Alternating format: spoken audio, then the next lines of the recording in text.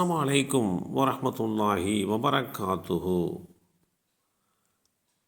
விசுவாசம் கொண்டவர்களை திட்டாதீர்கள். அல்லாஹுடைய தூதர் ஸல்லல்லாஹு அலைஹி வஸல்லம் அவர்கள் கூறினார்கள், அல்லாஹுடைய நம்பிக்கையாளர் ஒருவரை அல்லாஹுடைய மறுப்பாளர் என்று அவதூறு சொல்வது அவரை கொலை செய்வதை போன்றதாகும். இந்த செய்தி ஸஹீஹுல் புகாரியிலே 6105 என்ற எண்ணிலே பதிவு செய்யப்பட்டிருக்கிறது. அவர் ஏற்கனவே விசுவாசம் கொண்டிருக்கிறார்.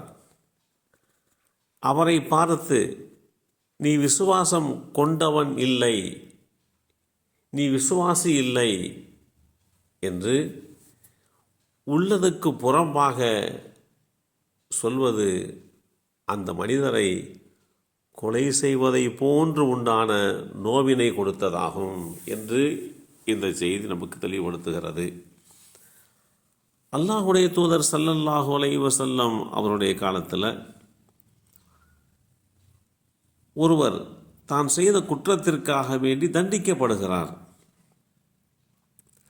அந்த வேளையிலே மக்கள் அவரை தண்டித்தார்கள். மக்களில் சிலர் அல்லாஹ் உம்மை கேவலப்படுத்துவானாக என்று கூறினர். அல்லாஹுடைய தூதர் ஸல்லல்லாஹு அலைஹி வஸல்லம் அவர்கள் இவ்வாறு கூறி இவருக்கு எதிராக ஷைத்தானுக்கு ஒத்தாசை செய்யாதீர்கள் என்று அல்லாஹுடைய தூதர் ஸல்லல்லாஹு அலைஹி வஸல்லம் அவர்கள் கண்டித்த இந்த செய்தி அபூ ஹுரைரா ரலியல்லாஹு அன்ஹு அவர்கள் மூலமாக அறிவிக்கப்பட்ட 6777 என்ற எண்ணிலே பதிவு செய்யப்பட்டிருக்கிறது.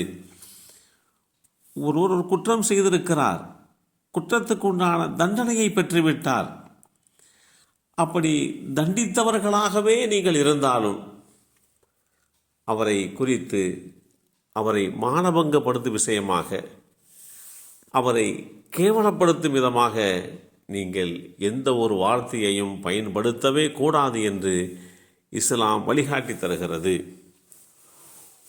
ஒரு விசுவாசியாக இருப்பவர் அவர் கோபப்படுவது அல்லாஹ்வுக்காகத்தான் என்று இருந்த போதிலும் அந்த கோபத்தினுடைய நேரத்திலே வெறுப்பான சொற்களை கொட்டிவிடுவது, அசிங்கமாக திட்டிவிடுவது போன்ற செயல்கள் ஒரு விசுவாசியிடத்திலே இருந்து வெளிப்படக்கூடாது என்று அல்லாஹுடைய தூதர் ஸல்லல்லாஹு அலைஹி வஸல்லம் அவர்கள் தெளிவாக எடுத்து சொல்லியிருக்கிறார்கள்.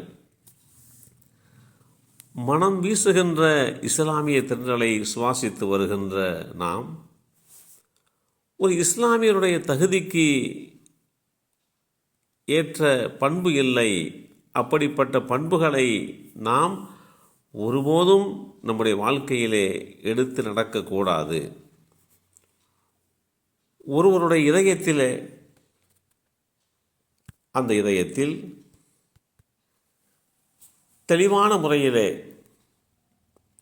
அல்லாஹ் ரசூலை பற்றி உண்டான விஷயங்கள் தெரிந்திருக்கிறது.